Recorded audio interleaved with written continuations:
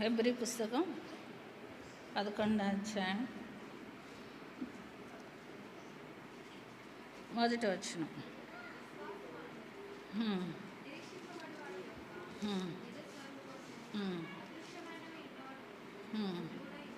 చాలు. విశ్వాసం ఎలాంటిదని చెప్పుకుంటున్నాం? నిరీక్షణ కలుగు చేసేది. ఎలాంటిది? నిరీక్షణ కలుగు చేసేది. విశ్వాసం లేకుండా దేవునికి ఇష్టలై ఉండుట అసాధ్యము అని చెప్పుకుంటా వచ్చాం. మనం కొన్ని విశ్వాసాలను కూడా చూస్తూ వచ్చాం. మొదటి వారంలో చూసుకున్నాము. విశ్వాసాన్ని బట్టి మృతతుల్యమైన గర్భంలో నుంచి ఆకాశ నక్షత్రాల్లాగా ఆశీర్వదించబడిన సంతానాన్ని చూస్తూ వచ్చాం. తర్వాత చూసుకున్నాం మనోహ భార్య ఎలా విశ్వాసాన్ని బట్టి తను దేవుని యొక్క ప్రత్యక్షతను చూస్తూ వచ్చిందో, దేవుని యందు విశ్వాసం ఉంచినందువల్ల దేవుని ప్రత్యక్షతను చూస్తూ వచ్చింది.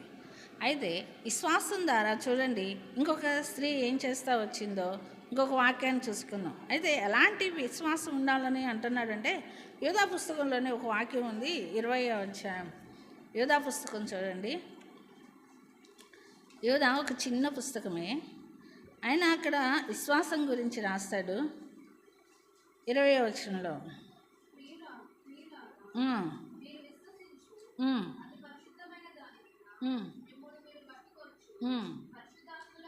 పరిశుద్ధాత్మలో ప్రార్థన చేయొచ్చు, నిత్య జీవార్థమైన మన ప్రభువు యేసుక్రీస్తు కనికరం కొరకు కనిపెట్టచ్చు, దేవుని ప్రేమలో నిలిచినట్లు కాచుకొని ఉండుడి. చాలు. ఏమంటా ఉన్నాడు?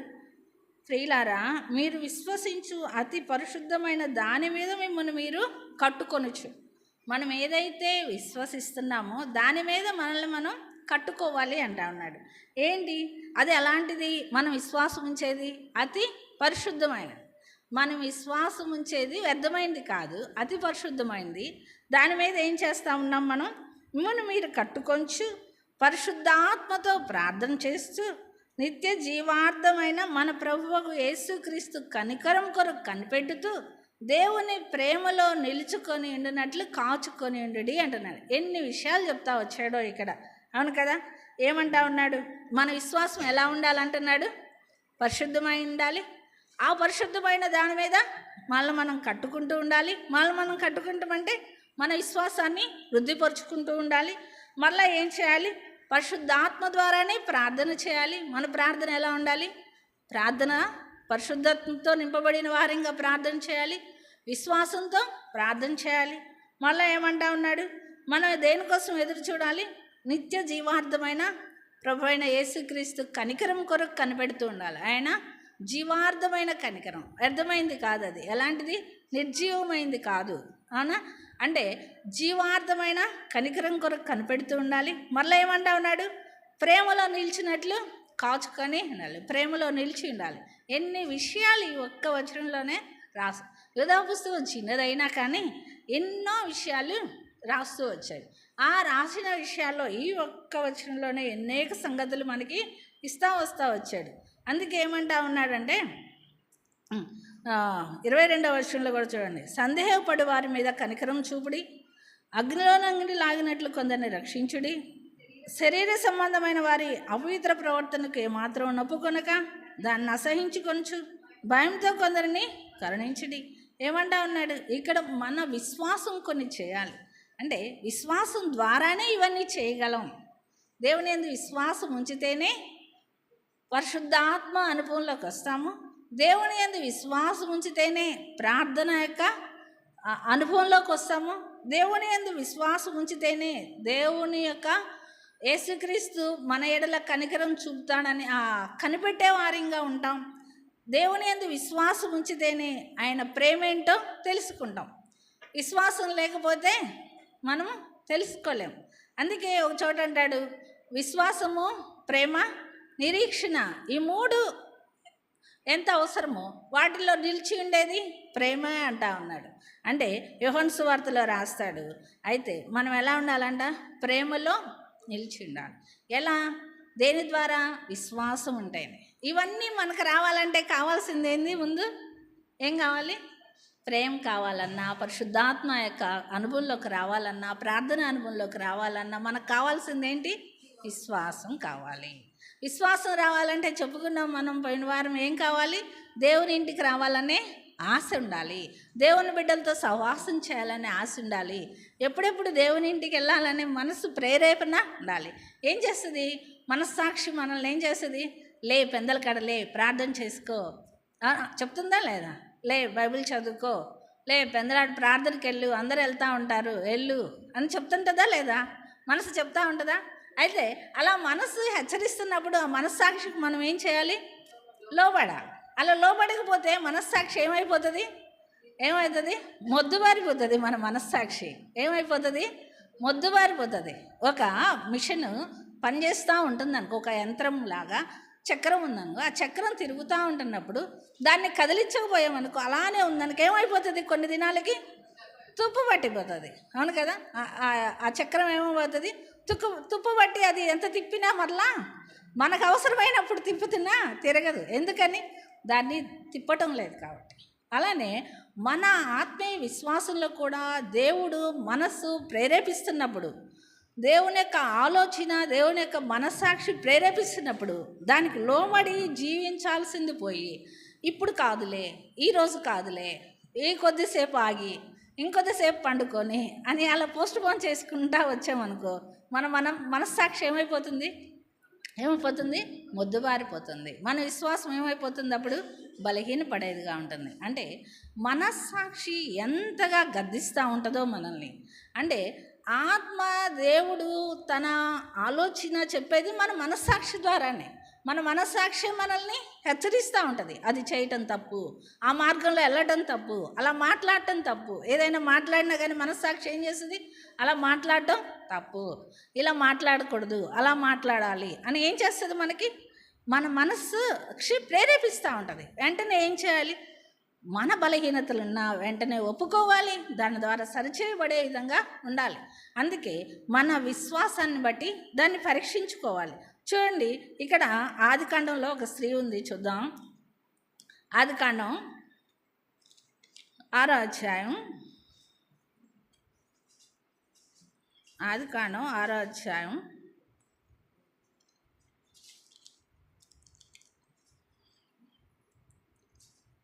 9వ వచనం.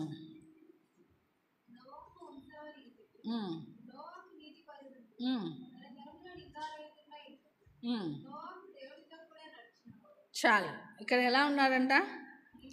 నోవాహు నీతిపరుడు, నిందారహితుడు. నోవాహు ఎలా నడుచుకున్నాడంట? దేవునితో నడుచుకున్నాడు. 10వ వచనంలో ఉన్నది, తన కుమారులు కూడా ఉన్నారు, 3 కుమారులు. ఎవరు? షేము, హాము, యాపేతు. అయితే ఇలాంటి టైంలో దేవుడు ఏం చెప్తా ఉన్నాడో 13వ వచనంలో చూడండి.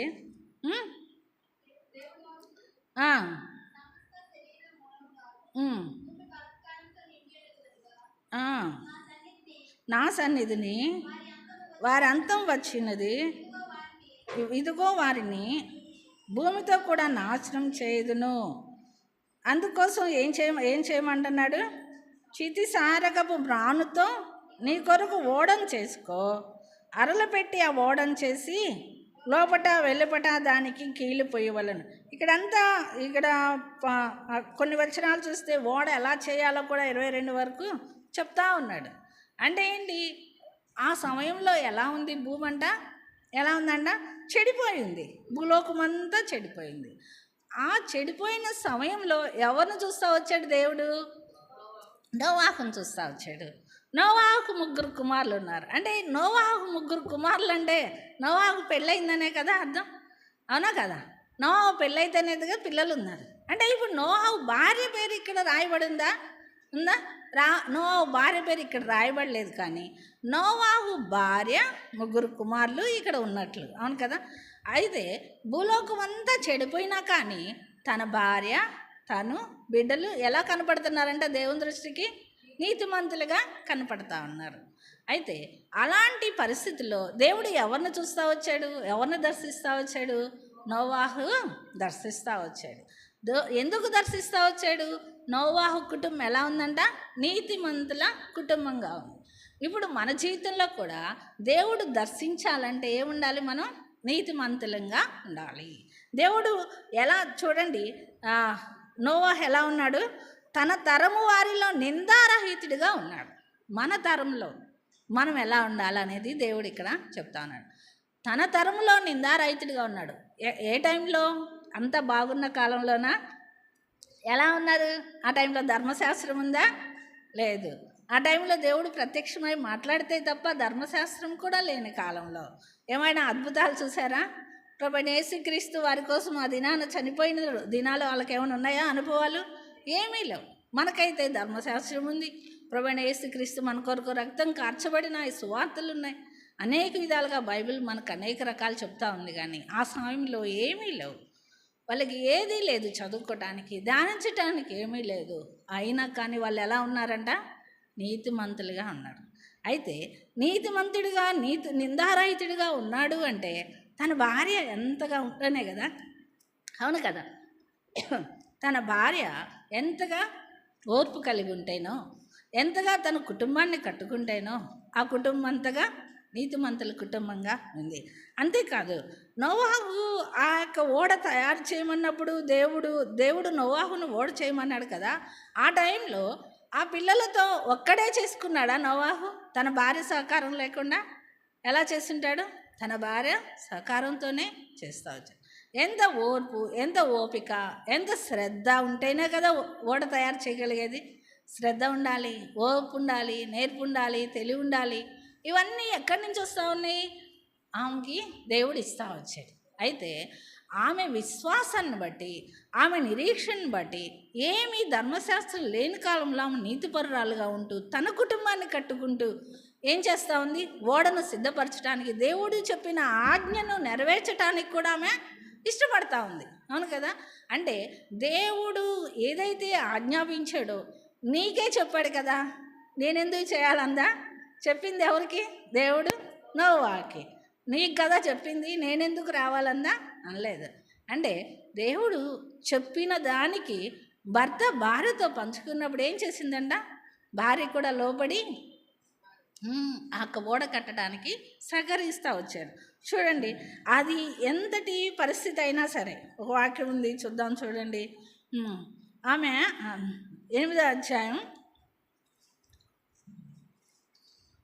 ఆదికాండంలోనే 8వ అధ్యాయం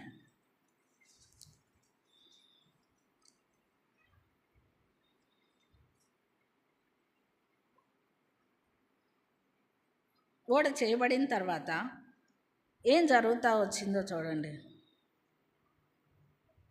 21వ వచనంలో, 18వ వచనం చూడు. నోవాహును అతనితో కూడా అతని కుమారులను, అతని భార్య, అతని కోడలను బయటికి వచ్చారు. ఈ ఓడ చేసే కాలంలోనే కుమారులు పెరిగి పెద్ద అవ్వడం, ఈ ఓడ తయారు చేసే టైంలోనే కుమారులకు వివాహాలు కావడం, ఇవన్నీ ఎప్పుడు జరుగుతూ ఉన్నాయి? ఒక్కొక్క ఓడ తయారవుతూ ఉంది, ఓ పక్క వీరి కుటుంబం వృద్ధి చెందుతూ ఉంది. అంటే ఎంతగా ఈ కుటుంబాన్ని, ఇటు ఓడని సిద్ధపరచడానికి తను సాధనంగా వాడబడతా ఉంది. స్త్రీలమైన మనం కూడా మన కుటుంబాలని కట్టుకుంటూ మనకు అప్పగించిన దేవుడిచ్చిన సహవాస వృద్ధి కోసం కూడా మనం ఏం చేయాలంట? ప్రయాసపడే వారంగా ఉండాలి. దేవుని కొరకు మనం నమ్మకంగా ఉండేవారంగా ఉండాలి. ఈ స్త్రీ మరుగు చేయబడింది కానీ పేరైతే మరుగు చేయబడింది కానీ తను చేసిన ఆ కార్యం అయితే నిలిచి ఉంది. మనం కూడా ఒకవేళ మన పేరు మరుగు చేయబడినా కానీ మనం ఈ లోకాన్ని ముగిస్తే మన తర్వాత వచ్చే తరం చెప్పుకోవాలి ఏమని? మన తర్వాత తరం ఉందా లేదా? ఉందా? మన తరము ఒకవేళ నశించిపోయినా మన తర్వాత వచ్చే తరం కూడా ఏం చేయాలి? మా కుటుంబం, మా తల్లిదండ్రులు, లేకపోతే మా పితరులు నీతిమంతులుగా ఉండి మా కుటుంబాలని కాపాడగలిగారు అని చెప్పుకునేవారిగా ఉండాలి. చూడండి, ఇక్కడ ఒక వాక్యం ఉంది. మన విశ్వాసం ఎలా చూసుకోవాలో హబక్కూకు 2వ అధ్యాయం 4వ వచనంలో, హబక్కూకు 2వ అధ్యాయం 4వ వచనం చదవండి.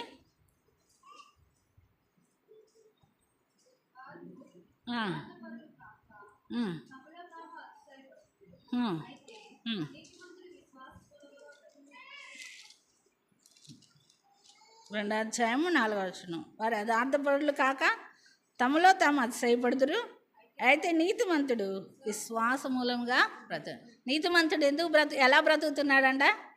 విశ్వాసం ద్వారానే బ్రతుకుతాడు. మనం బ్రతుకుతావాలి అన్నా, మనం బ్రతకాలన్నా, మనం జీవించాలన్నా, మన చుట్టూ ఉన్న వారిని జీవింప చేయాలన్నా ఏం కావాలి? మనకి విశ్వాసము ఉండాలి. ఎవరు విశ్వాసం ద్వారా బ్రతుకుతారంటే నీతిమంతులే విశ్వాసం. ఇప్పుడు నోవాహు ఎలాంటి వాడిగా ఉన్నాడు? నీతిమంతుడిగా ఉన్నాడు. అందుకే తనకొచ్చిన ఆ భూమి అంతా నాశనమైన జలప్రలయం వచ్చి ఆ దేశం అంతా నాశనం అయిపోయింది, ఆ ప్రపంచం అంతా నాశనమైంది. ఆ సమయంలో ఎవరు బ్రతికించబడ్డారు? నోవాహు భార్య, కుమారులు, కోడళ్ళే బ్రతికించబడ్డారు. అంటే ఏంటి? దేవుని యొక్క ఉద్దేశము ఎలాంటి కష్ట పరిస్థితులు వచ్చినా, ఎలాంటి ఇబ్బందులు వచ్చినా, ఎలాంటి నష్టం వచ్చినా, మనల్ని కృంగదీసే పరిస్థితులు వచ్చినా, మనం నీతిమంతులుగా ఉంటే, మనలో విశ్వాసం ఉంటే ఏం చేయబడుతుంది? మనకి హాని చేయదు, మనల్ని నష్టపరచదు. ఏం చేయదు? మనం నశించిపోయేటట్టు చేయదు అనేది మనం గుర్తెరగాలి. అవునా కదా? మన విశ్వాసము నీతిమంతులమైతే చూడండి, ఇక్కడ ఒకటి అంటున్నాడు, 2వ వచనంలోనే ఒక మాట అంటున్నాడు.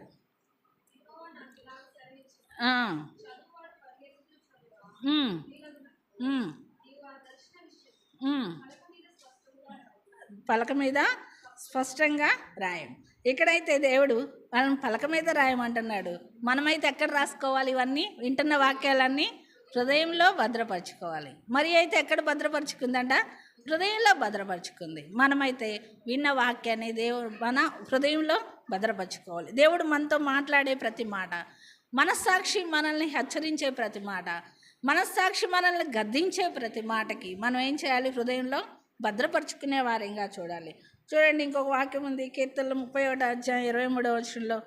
కీర్తనలు 31వ అధ్యాయం 23వ వచనం. యెహోవా భక్తులారా, మీరందరూ ఆయన ప్రేమించుడి. యెహోవా విశ్వాసులను ఎవరిని కాపాడుతాడంట?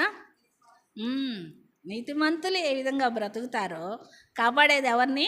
విశ్వాసుల్ని. ఎవరు కాపాడుతాడు? యెహోవా కాపాడుతాడు. విశ్వాసులను కాపాడే దేవుడు ఆయన, విశ్వాసుల్ని భద్రపరిచేది ఆయన, వాళ్ళకి ఏం చేస్తాడు? వెలిగించి నడిపించేది ఆయన, మనస్సాక్షి ద్వారా హెచ్చరిస్తూ సరిచేసేది ఆయన. మన విశ్వాసం ఏం కావాలి? ఇప్పుడు వృద్ధిలోకి రావాలి. అందుకే యాకోబు తన పిల్లల గురించి మాట్లాడుతూ యోసేపు గురించి చెప్తాడు. ఏమంటా ఉంటాడు? యోసేపు ఫలించడి కొమ్మ. ఎలా ఉంటాడంట? తన కొమ్మలు ఎలా పాకుతాయంట? గోడ పైకి ప్రాకుతాయి. ఆ యోసేపు ఫలించడి కొమ్మ, ఆ కొమ్మ తీగలు ఎలా ప్రాకుతాయి అంటున్నాడు? గోడ పైకి ప్రాకుతాయి అన్నాడు. అంటే మనం ఫలించాలి అంటే ఎలా రావాలి? వృద్ధిలోకి రావాలి. గోడ పైకి అలా ఎదిగే వారంగా ఉండాలి. మన ఆత్మీయ విశ్వాసం కూడా ఎదిగే వారంగా ఉండాలి. ఎలా? యోసేపు ఎలా ఎదిగాడో మనం కూడా అలా. ఎలాంటి పరిస్థితుల్లో యోసేపు ఎదుగుతూ వచ్చాడు? కష్ట పరిస్థితుల్లో, అమ్మివేయబడిన పరిస్థితిలో, దాసుడిగా ఉన్న పరిస్థితిలో, అన్యజనుల మధ్య ఒక ప్రత్యేకించబడిన వాడిగా, అన్యజనుల మధ్య ఎలా ఉన్నాడు? ప్రత్యేకించబడిన వాడిగా ఉన్నాడు. ఎలాంటి మురికి అంటుకోకుండా ఎలా నీతిమంతుడిగా ఉన్నాడో అలా ఉన్నందువల్లే తను అంతగా ఆస్వాదించబడతా వచ్చాడు. మనం కూడా అలా నమ్మకంగా ఉంటే దేవుడు తప్పకుండా ఆస్వాదిస్తాడు. ఇలా నోవాహు భార్య గురించి అయితే అనేక విషయాలు ఉన్నాయి, కానీ చూస్తే చూడండి, నోవాహు భార్య ఏం చేస్తూ ఉంది? ఎఫెసీ పుస్తకం 2వ అధ్యాయం 12వ వచనంలో, ఎఫెసీ పుస్తకం 2వ అధ్యాయం 12వ వచనం ఒక వాక్యం ఉంది.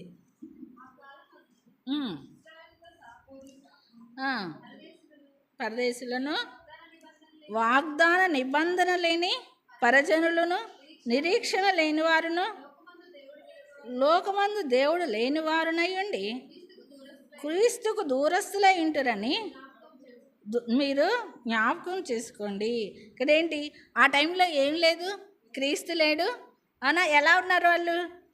వాగ్దాన నిబంధన లేవు, వాగ్దానాలు కూడా ఆ సమయంలో లేవు. అలాంటి టైంలోనే వారు నీతిమంతులుగా ఉండగలిగారు.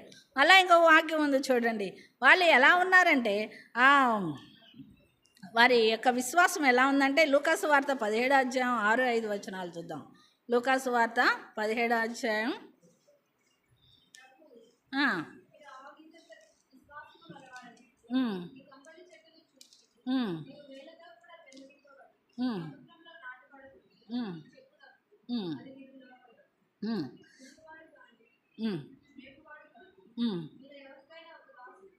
ఇక్కడ చివరి వచనం చూడు.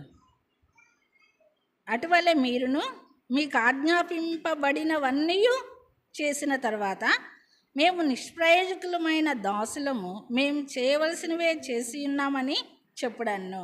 అంటే ఇక్కడ ఏమంటా ఉన్నారు? మేము చేస్తున్నది కరెక్టే అని మనం అనుకుంటాం, కానీ నిష్ప్రయోజనమైందా ప్రయోజనమైందా అనేది మనం గ్రహించిన వారంగా ఉంటా ఉన్నాం. అందుకే 5వ వచనంలో ఉంటాడు, మా విశ్వాసము వృద్ధి పొందించమని ప్రభువుతో చెప్పగా. ఇప్పుడు మన విశ్వాసం కూడా ఏం కావాలి? వృద్ధిలోకి రావాలి, వృద్ధి పొందించమని అడిగే వారంగా ఉండాలి. అప్పుడే దేవుడు మన విశ్వాసాన్ని వృద్ధి పొందించేవాడిగా ఉంటాడు. చూడండి, ఇంకొక వాక్యం చూసుకుందాం. రోమా పుస్తకం 9వ అధ్యాయం 33వ వచనంలో.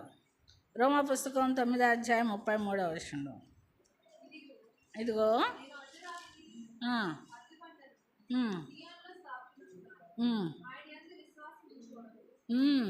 సిగ్గు పరచబడడు. ఆయన యందు విశ్వాసం ఉంచువాడు ఎలా బ్రతుకుతాడో, ఆయన విశ్వాసం ఉంచువాడు నీతిమంతుడిగా ఎలా తీర్చబడతాడో, ఆయన యందు విశ్వాసం ఉంచువాడు సిగ్గు పరచబడడు. దేవుడు మనం దేవుని యందు విశ్వాసం ఉంచితే దేవుడు సిగ్గుపరచడు, మనకి అవమానాన్ని తీసుకురాడు. ఒకవేళ ఈ లోకంలో జీవిస్తున్నప్పుడు, ఒకవేళ ఇప్పుడు ఎదురవుతా ఉన్నా ఈ కష్టాలు, నిందలు, అవమానాలు, హేళనలు అవన్నీ మనకి ఏమాత్రమూ హాని చేయవు. ఆ సమయంలో నోహా కాలంలో ఏం జరుగుతూ వచ్చింది? భయంకరమైన ఉగ్రత దినాలు వస్తూ ఉన్నాయి. అయితే అవన్నీ ఈ నోహా కుటుంబానికి ఏమైనా హాని చేసినాయా? ఏమీ హాని చేయలేదు. ఎలా ఆ నోవాహు భార్య ఎలా తన కుటుంబాన్ని కట్టుకుంటూ ఆ ఓడ కట్టడానికి ఎలా సహకరిస్తూ వచ్చిందో, ఓర్పుతో, నేర్పుతో, వివేకంతో, విశ్వాసంతో. అవునా?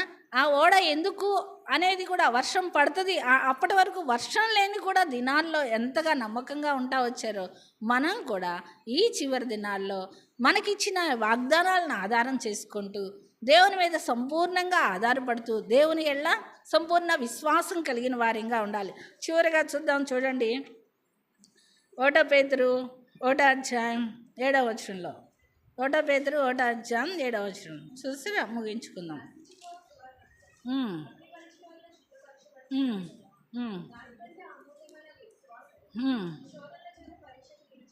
చాలమ్మా.